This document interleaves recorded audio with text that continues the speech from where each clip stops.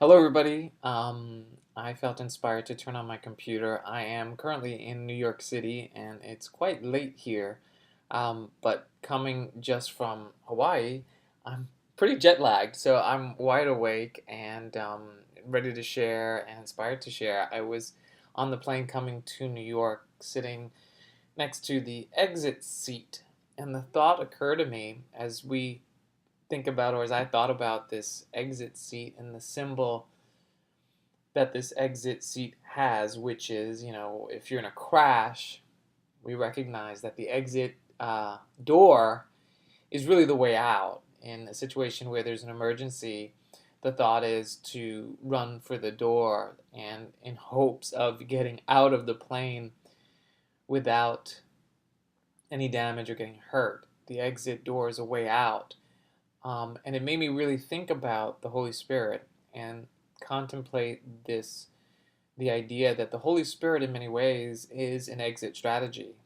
In fact, it is an exit strategy that works, unlike a plane that has this exit door, because we all know, and I'm sure many of us have already contemplated that, what's the point of the exit door if the plane crashes? Chances are you probably wouldn't survive it anyway.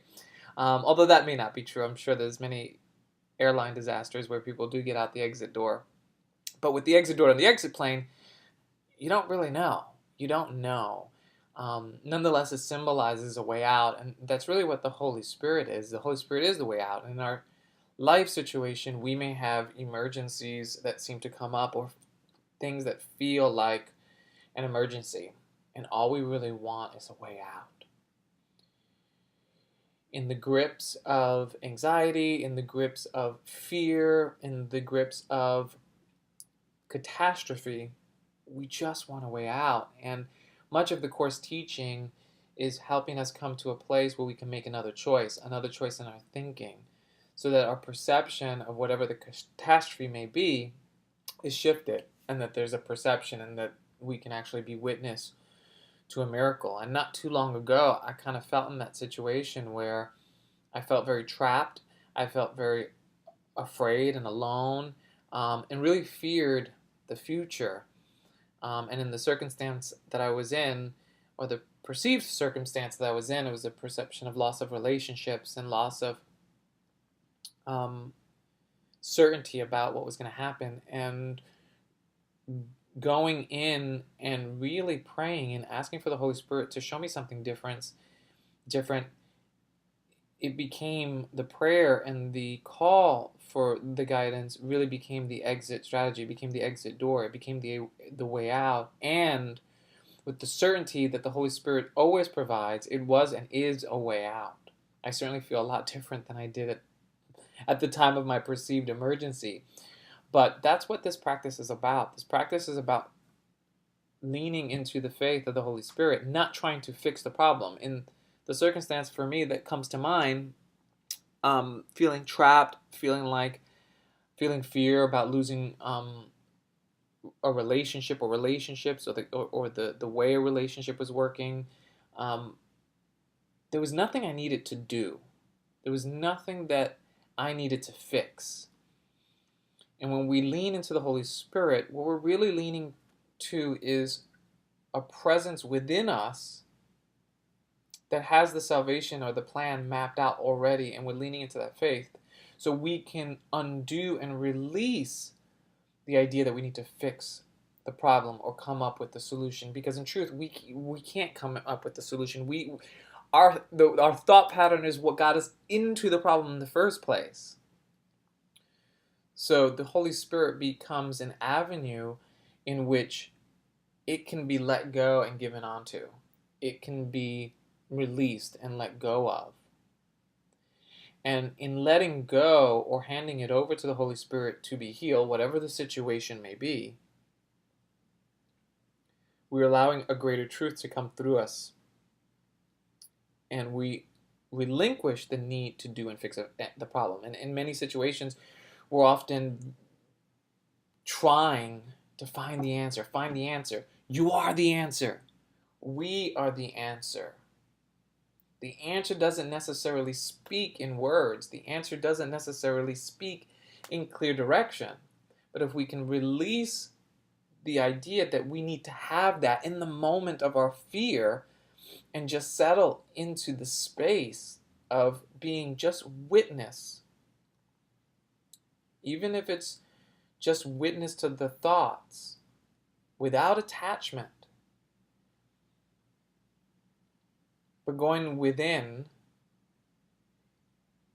and surrendering to whatever it is that seems to be happening in form all around us. Something else emerges and comes through.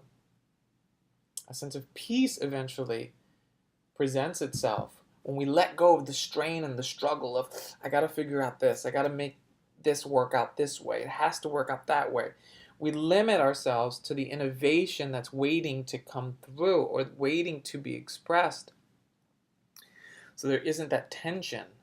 That tension is, or the resistance to that tension is what creates all the suffering. The resistance to the way we think things need to be is often what keeps us in that suffering mode. But the exit strategy with the Holy Spirit is no doing. There's nothing to make happen, nothing to push forward. It's in the observing of all that is around us and just witnessing and embracing or surrendering to whatever those feelings may be. Not resisting, but just surrendering. No judgment on the way we feel either. There's no need to assert, I'm feeling terrible, I'm feeling anxious. Those may be the thoughts, and certainly those need to be expressed. But there's also a surrendering to it. And the letting go. And simply just a witnessing. And then the joy, when it's let go, emerges, because that's what we are. We are joy, we are peace, we are love.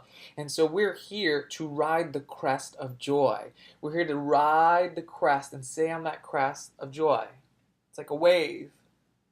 I don't know how to surf, but I would imagine someone who's surfing can't be too much ahead of the wave, nor could they be too far behind the wave. When we are focused on the future, we are trying to stay ahead of the wave. And when we are focusing on the past, we are falling behind the wave. That's not going to bring us peace. It is to ride the crest of joy. That is what we are. We're just riding through everything. We're not even riding through. Everything appears to be going by us. But we can hold steadfast on the crest, living on the crest of joy.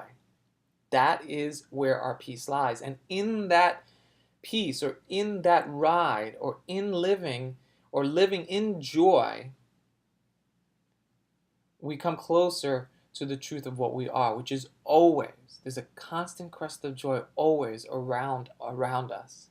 Therein lies the only exit strategy. I love you.